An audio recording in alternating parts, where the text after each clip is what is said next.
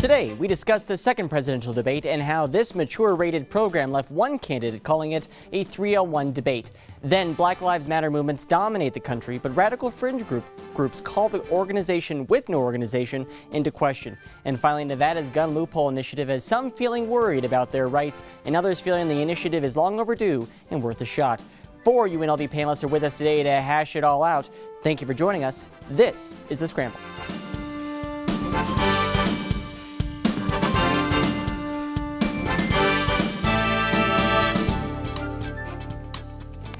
Welcome, and thank you for joining us. Our guests today are UNLV journalism student Tara Walker, KUNV UNLV host Lee Guilford, UNLV political science graduate David Sarabian, and Studio G political reporter Nathan Aslin.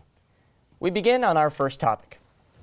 On October 9th, the two presidential candidates met on the debate stage. Trump threatened to jail Hillary Clinton for her email scandal. Clinton implied two-faced positions in politics are to be expected, citing Abraham Lincoln.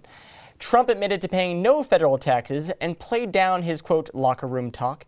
And Bill Clinton, poor Bill Clinton, sat yards away from the women who have accused him over sexual advances. The night was filled with surprises. The question is, however, who came out on top? Between Trump and Hillary, who is the real winner from the debate stage? David, I want to throw it to you. The debate, what do you think? Who came out on top? I think Hillary came out on top, if at the least because of the disastrous locker room talk. And Anderson Cooper was very stunned by how straightforward he was when he said, "You realize this is sexual assault, right?" And he said that multiple times, that it was sexual assault. And that just as one of the first few questions just came out, and I think really rattled everybody to the truth of what those comments actually were. And I think that a lot of people did not accept the term locker room talk as acceptable, as an acceptable explanation for what he said. I think that term actually was coined by some of his followers, and I think that's where the biggest problem comes from, is the people that follow this man are minimalizing what he said. And we won't repeat the words that were used because by now everyone knows how vulgar they are, but people are okay with this. Locker room talk, that's not what this was at all. I have a daughter, and I'll be darned if a 74-year-old man is going to refer to my daughter in the context that he refers to his entitlement towards young women who are beautiful because he's rich. That's so far out. I've been in locker rooms in multiple sports, and we're not talking about committing felonies in locker rooms. We might be vulgar, we might be crude, we might use bad language, but it's not the language, it's not the body parts. It was the idea that you can grab them and take this at your will that I think was the most disgusting. That's a good point, that that's something that his followers said. I think something people need to realize is that there is a big cohort of Trump followers that, even as Trump described, I could shoot somebody on the street. Frankly, there's a group of Trump supporters that he could literally say anything and they will still vote for him. I do think that of the people that were iffy going into this debate, they have decided to push more for Hillary Clinton, seeing as how her lead went up to double digits. Well, David, now I'm going to press you there. The first question, as we mentioned, was on Trump's character. Do you think it was fair for the moderators to just make the first question for the debate on Trump's character instead of policy or anything else of the sort that matters to voters? Well, if you wanted to do it on the sense of let's do it about policies, Anderson Cooper could have been talking about policies, but it was obvious from the get-go that he really wanted to question Donald Trump on that. And that was a question that I thought they were going to wait until later, but Anderson Cooper he maintained his professionalism, but that question was very much, you said this came out of your mouth, now defend it right now. We're not going to wait around to the middle of the debate. Right now, tell us what's up. Now, Tara, I'm going to pass this off to you here. When it comes to Trump's comments, do you feel that what he said in defense of his comments, his locker room banter, wasn't adequate enough of a defense? No, I don't. And when he deflected to Bill Clinton and the accusations of a couple of the women there, well, we know we had Paula Jones there, which he did pay a settlement to, but we're not going to litigate that again. Mm-hmm. He didn't own it, and he didn't, for me as a woman, he didn't apologize to his wife and his daughters. Mm-hmm. He just said, I apologize to whoever I offended. And okay, I was offended, but your immediate, your wife, your daughters, your sister, you know, the one he brags about. So I didn't think it was adequate enough, and I think it wasn't heartfelt. I just thought he did it just to get out of that moment as quickly as he could. Would you say that there is anything that Trump could say in order to defend his words, or do you feel like nothing he could say could defend his words? Sure. Everyone has said something that they weren't proud of. I know I have. That's why I'm not running for office. However, but when you're really apologetic and you're really sorry about it, I think he could have said something like, hey, that was a conversation that I thought was private. However, I apologize to my wife. I apologize to the woman, Nancy O'Dell. He didn't apologize to her. He started talking about how, you know, her body is changing and stuff like that. He just lost an opportunity to make himself, you know, look presidential, if you want. That's not a president that I would want to represent me and, Of course. and the rest of my fellow Americans. To kind of go off on that, I mean, at this point, I don't think the Trump campaign really wants to pay attention to this comment anymore. And I think that may be kind of why people feel that, you know, maybe his apology wasn't really an apology. Because at this point, I mean, if you think about it, he kind of just wants to stay away from it. And he'll deflect to Bill Clinton and Hillary Clinton all the time. That's kind of what he does. But honestly, it's kind of a smart move on his part, but I don't think it's going to help him in the long run. Do you feel like him bringing in the accusers of Bill Clinton helped him in any way? No, I don't think so. Like, I know during the debate he did say, oh, they're sitting here today, but I feel like, again, it was just more to deflect it off of him onto his opponent. So if it didn't help Trump, do you think it hurt Hillary at all? No, I don't think so. And again, we can see from the polls that David mentioned earlier that, you know, Hillary's now up double digits. I would So beg to obviously differ, it didn't though. really help. 11% now. Yeah. Yeah. Well, as of yesterday, she's 9. So The one thing, though, if given the first debate and what did we expect from Donald, in that aspect, I have to say that Donald, compared to expectations, especially what he walked into, versus Hillary compared to expectations and what she had, in those terms and in that context, I'd like to think that Donald Trump won the debate. Donald Trump went in there making some of the most vulgar, the most vulgar comments that a presidential candidate has ever made by a long shot. And still walked out of there with some semblance of, I don't want to say respect in the media, but he's still being covered. He's still got a campaign, and nobody yet has forced him to step down. So weathering that storm, given his entire history, at this point, I got to believe that's a victory for the Trump campaign. And Hillary, I don't think she put the nail in the coffin. This entire situation was hanging over the debate, and I don't think Hillary did enough to remind America, this guy said this, and we're having to talk about this at the second presidential What does debate. that look like for you, though? What does Hillary Clinton have to say in order to, as you put it, put the nail in the coffin on Trump? In my opinion, Hillary has to call out specific actions. It's not just deferring to Anderson Cooper or deferring to But she did moderators. that in the first debate. She said that you made these comments about the one was Miss America or Miss Universe? Universe. Yes. Miss Universe. Universe star, and then Donald Trump was very much, where did you get that? Where did you hear about that? Completely threw him off. And it doesn't seem to have really dinged him that much, but I think one of the issues with Donald Trump, no matter his apologies, is that there's just this lack of sincerity. I'm not sure he could say almost anything.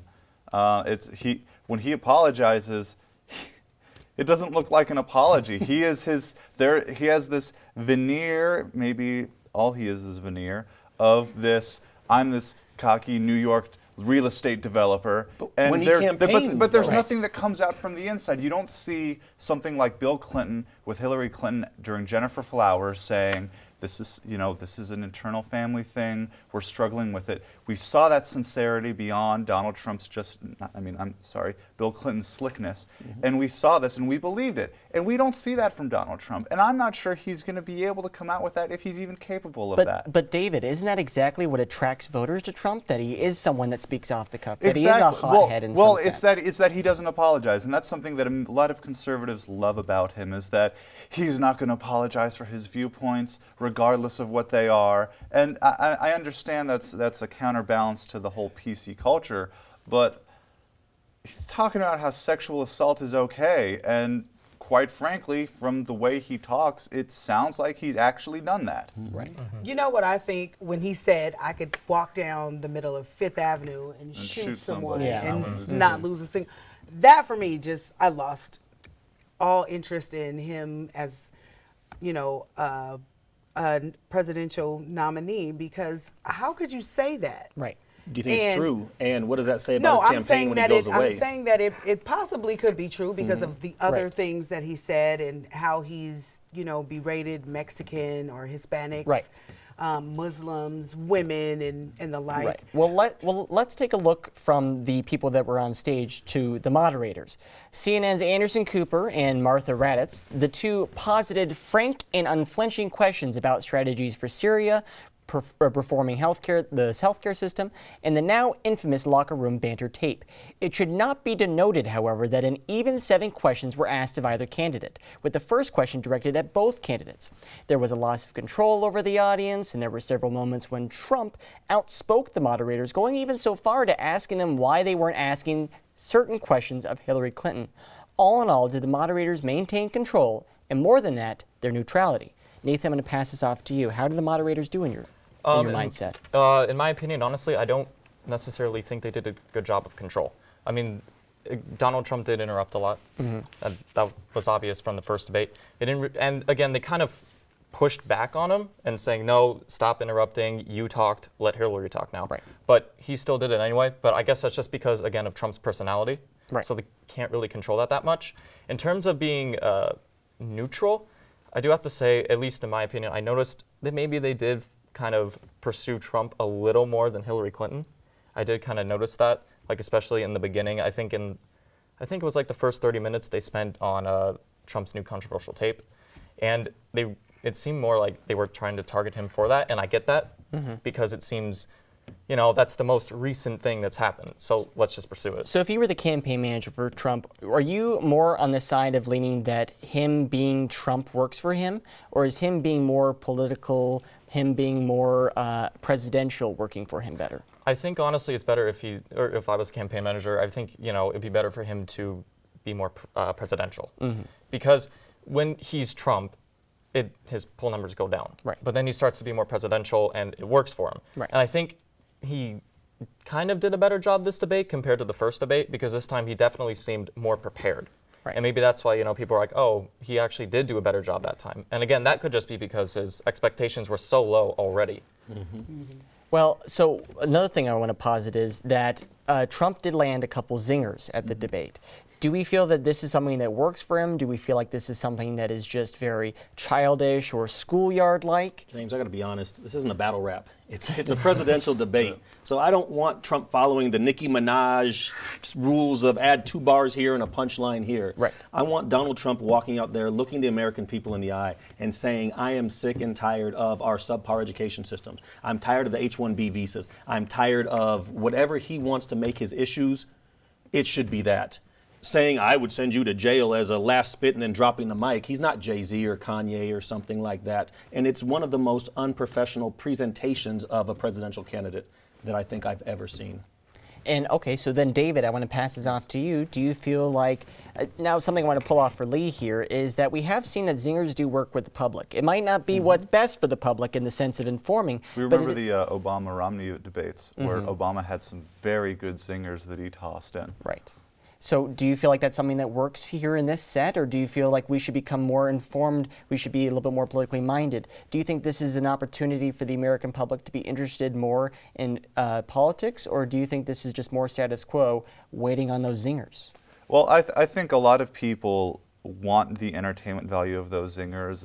It was, how many people? 80 million people watched the debate. We were seeing these record numbers when in the early 2000s, networks were had to be convinced about carrying the national conventions on public airwaves and being told, this is a public airway, you have a responsibility legally when we opened up these airwaves to you. And now there was an article in The Atlantic about how football viewership is declining because of how well these debates are doing. So I think that with that much viewership, it's a great way to try and get the American public more politically involved and more conscious in these decisions, because there are a number of people that say, I didn't care about elections until this election. And I'm hoping that those people continue to stay politically active. And this is an opportunity to talk about the issues, to talk about what's politically important. But there's always still that entertainment value because, quite frankly, they're called policy wonks for a reason in D.C.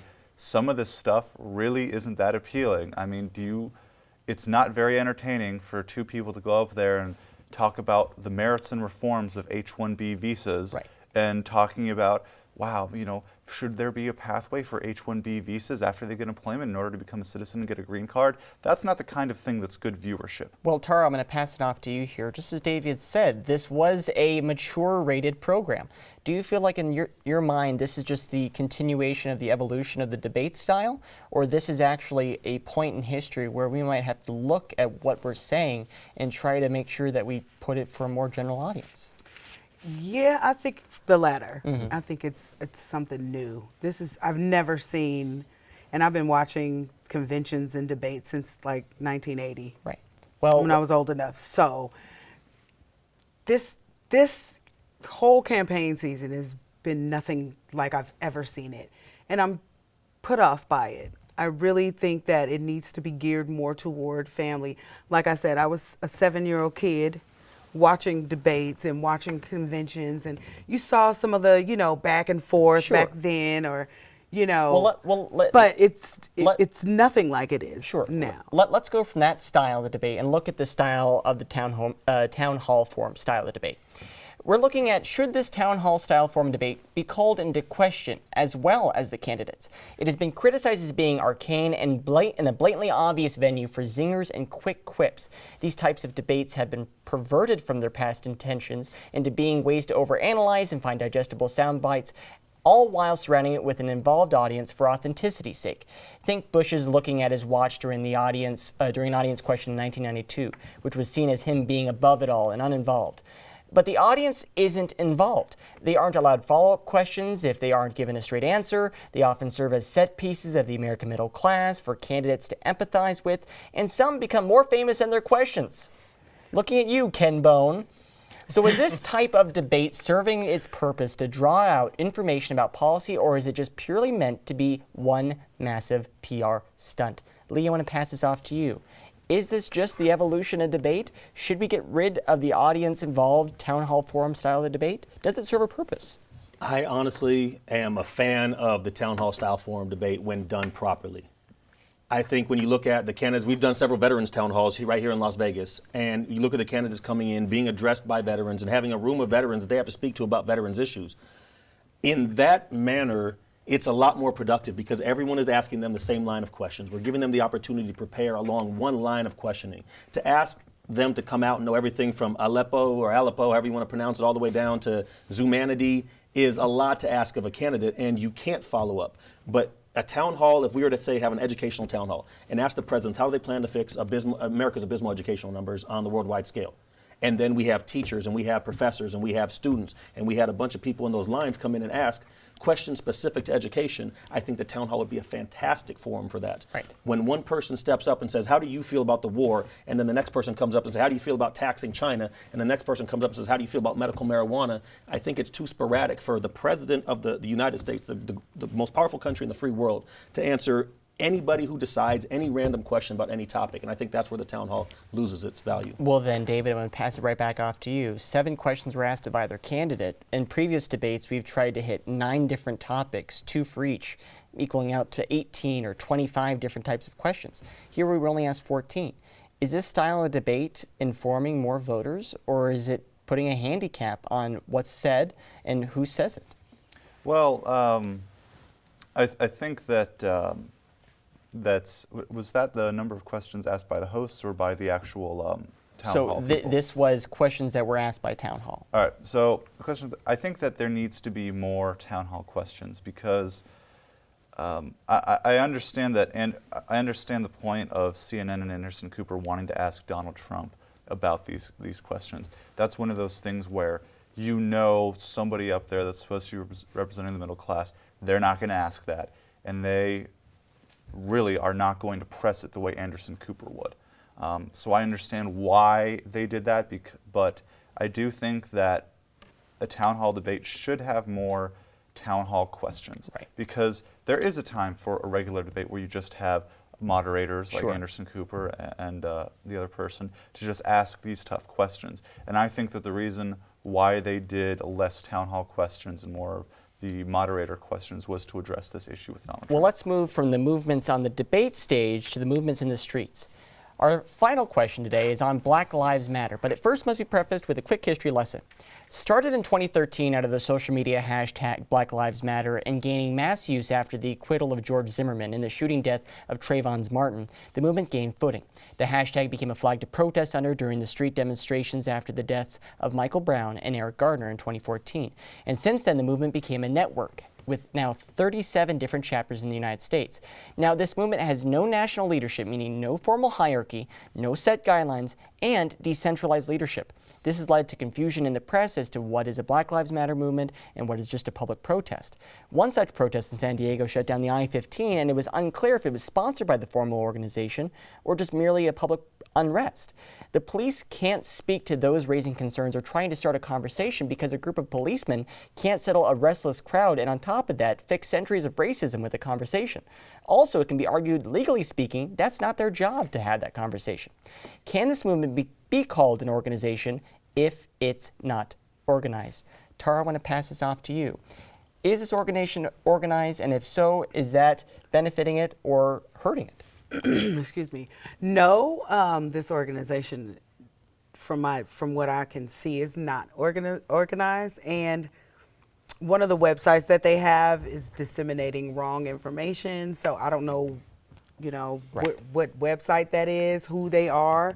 And I think that if they had a more sound and core leadership so that they can come to the press and talk about, okay, this is a protest that we're giving, not just some random people coming and shutting down Right. a whole highway, saying that we're Black Lives Matter and causing confusion and making, more violent, I think it's things important going. to preface, though, that there's a difference between saying we're Black Lives Matter and saying Black Lives Matter. Right. And I think what's happening here is because, just like we're posing this question right now, I think the media has lost the idea. Black Lives Matter has to be a message.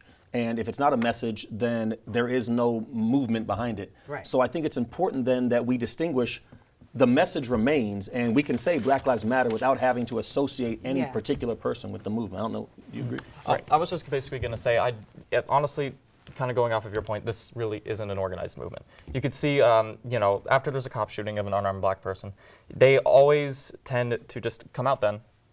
There's violent protest. And then after it's like, oh, everything's okay, they'll have the leader come out and say, oh, no, this isn't us. Mm-hmm.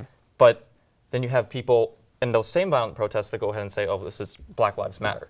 So in that point, no, it's not really organized, because if you're having a leader come out and saying, no, this isn't really us, but then you have those same people saying that, it kind of just throws confusion in the media. I think it's important to challenge people speaking for Black Lives Matter with two questions. Were you hired and do you pay dues? Mm-hmm. Because if those two things don't exist, what exactly is your affiliation? Hey, I'm Black Lives Matter, and tomorrow I'm going to be Yellow Lives Matter because I decide this is it.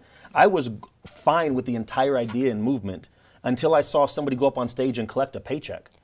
And then I realized this had gone from a hashtag and a proclamation that we demand to be treated equally to an organization taking credit and saying our money can somehow, legislate, purchase equality. And it seems funny that any dollar would go towards a movement that involves compassion. So then my question to you, Lee, is this a problem? Black Lives Matter, at least from the webpage, from what they've put on there, their mission statement is that there is a disproportionate level of state violence against black persons. Just looking at 2015, there was 102 cases of unarmed blacks killed. Out of that, 10 policemen were charged for the murders. And out of that, 2 were convicted. Can you say that this is a problem with state violence against black persons? Well, I can, and I can do you one better. If we're going to look at per capita state violence against minority candidates, Native Americans are actually killed at almost a half percentage point higher. I think I want to say it's over a 5% clip per capita. African Americans are at 4.86%, and this was the most recent statistics accurate as of August, I want to say, of 2016.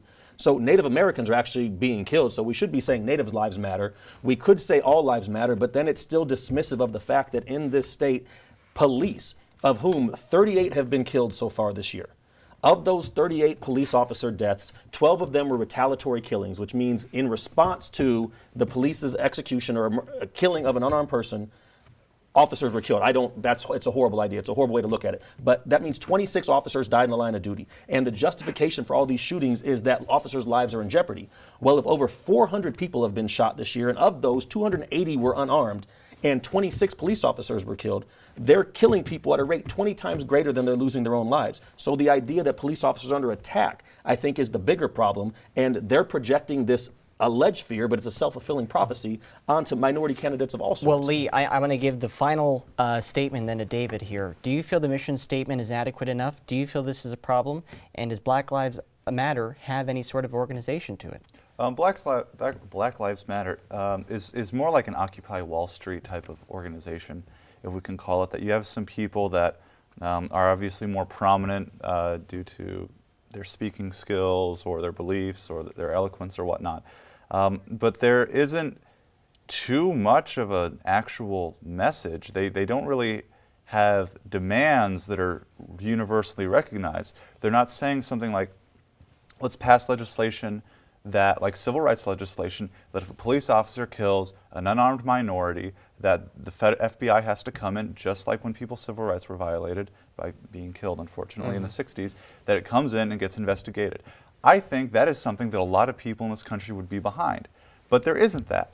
The most common thing that you hear from Black Lives Matter leadership that you kind of read up in the press is, this person is going to collect a speaking fee, or this person is going to go and speak at this university about civil protest. And although Black lives do matter, our time matters as well. And that's our time. I want to thank our panelists and you for watching our show, and let you know while all the other shows, just like The Ramble, will be right here for you on The Scramble. Thank you, and see you again.